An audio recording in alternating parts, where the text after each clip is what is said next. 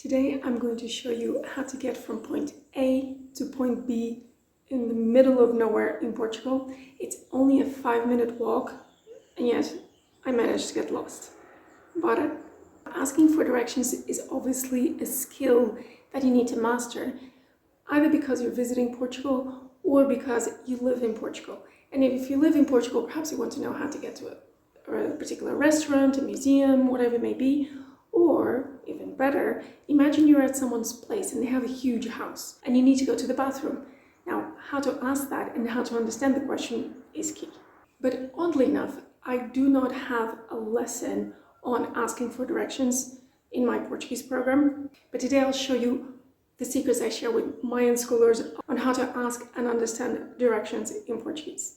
In case we haven't met, I'm Catarina. I'm obsessed about languages. I've learned 10 of them and I've lived in 6 different countries. That has opened tons of doors for me, and I hope it does the same for you in Portuguese, and that's why I'm here sharing the best tips I can in an unschooling way so that you can have amazing experiences in Portugal. Now, there will be several different ways of asking the question, where is this? How can I get to that place? Just like in English. So let's keep it simple and focus on one question. So, onde é que é a casa de banho? Onde é que é o restaurante X? Now, as you may have heard me talk about Cinderella versus real Portuguese in this video, I tell more about it. Hardly anyone on the street will say onde é que é whatever. We will say onde é que é even. So it's good to practice that way so that you're not taken as a foreigner, as a tourist, because you may look like one already. So I'm going to share 2 different resources you can use for different parts of the question, okay? So onde é que é, you could use Youglish. In this video I explain all about it, to see how we combine words together, okay? That's one thing. For the place you're going to, you can try looking it up on YouTube. Let's say it's Gordoaria Nacional. Perhaps DeepL will be a good option. So those will give you native speaker European Portuguese pronunciation of the words you need. Okay? Onde é que é a casa de banho? Onde é que é o restaurante da esquina? So knowing the question is one thing, but if you cannot understand the answer, then it's sort of pointless. So one aspect of the grammar you need to start learning, even as a beginner, is the imperative, which usually is taught much later on. But my unschoolers get exposed to it really early on because we use it all the time. So the imperative is used to give orders or make suggestions. In this video, I explain how we turn that order into a suggestion. And then if you would think, which verbs are we going to use when we give directions?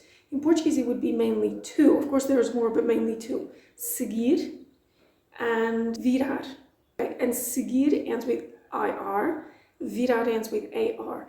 Now, virar is similar to desculpar. Maybe you never thought of it when you say, I'm sorry, excuse me, desculpe, that you're actually using the imperative form of the verb desculpar. So a verb ending in AR, the imperative, if it's formal, is going to end with an E. You remove the AR and you add an E instead. Desculpar, desculpe. So, virar, vir. And let's assume you're going to use the formal form of the verbs, because it's not like you asking a kid or a teenager for directions. Could happen, but less likely. So, as for the verb virar, how you conjugate it, instead of having an E for formal, you're having an A. It's the other way around. So, vir. Vir à esquerda, vir à direita. Okay.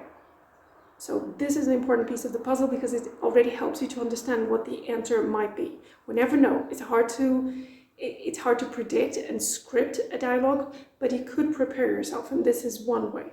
Now, no matter where you are, either in Portugal or in China, it doesn't matter. You can practice asking and understanding directions from the comfort of your home. This is how. Google Maps.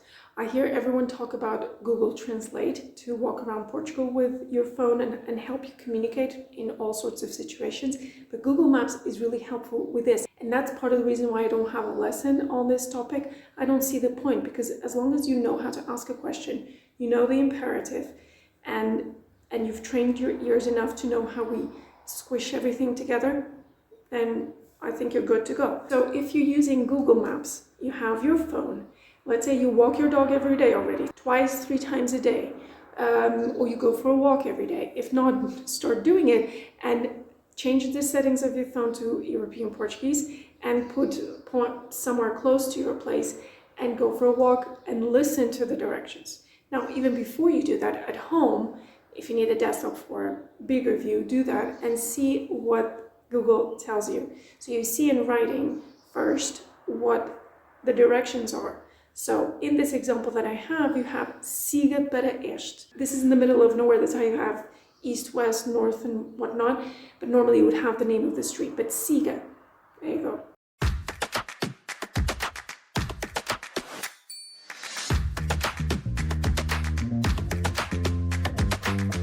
Then you have vira à direita. So à direita you need to know. Turn right, to turn to the right, that's how we say it.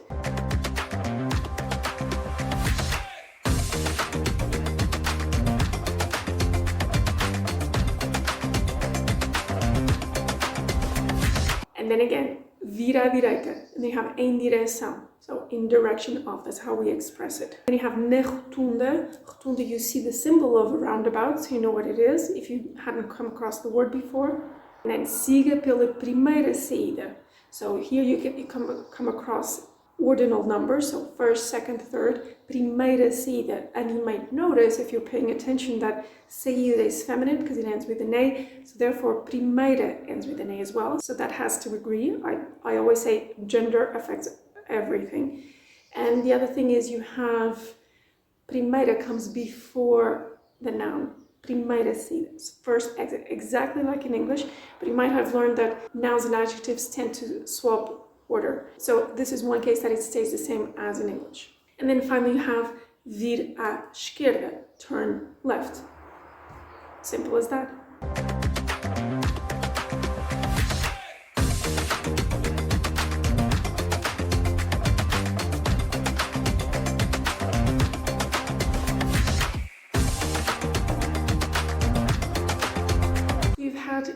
Reading practice, you had listening practice when out and about in your daily walk to hear the language, and then you try to use it next time you need it. You can even practice by yourself at home, and hopefully your house is big, and then you could go down the corridor and give yourself instructions. How do I get from, I don't know, the bathroom all the way to the garden? And practice that way, okay? So Google Maps will not be able to help you there, but you can practice by yourself. So if you do not understand the reply or part of the reply, do not freak out and certainly do not go back to English, okay? Because that will spoil the whole idea. What you can do is repeat back what you think you understood with the vocabulary you have and gestures, because that helps with directions, right? And have the other person confirm sim or no. That's a great strategy. I did that with Polish, and that's how I managed to sign a contract for my flat. I didn't know what the details were, but I got the gist, and I would just repeat back about it. Okay, if there's a fire, whatever. Don't ask me the word for fire in Polish. I do not remember. A primeira vez que eu fui a Florence, acho que estava perto da estação, e eu tinha um mapa na carteira. E houve um carro que parou à minha frente e que me perguntou como é que se vai ter não sei aonde.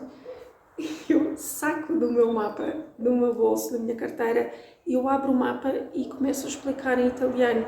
Eles ficaram furiosos porque perceberam que eu era turista. Mas enfim, eu percebi a pergunta e eu sabia responder, simplesmente eu não sabia onde é que era o sítio, então eu tinha que ver no mapa. Na altura não havia telefones, isto já foi há muitos anos.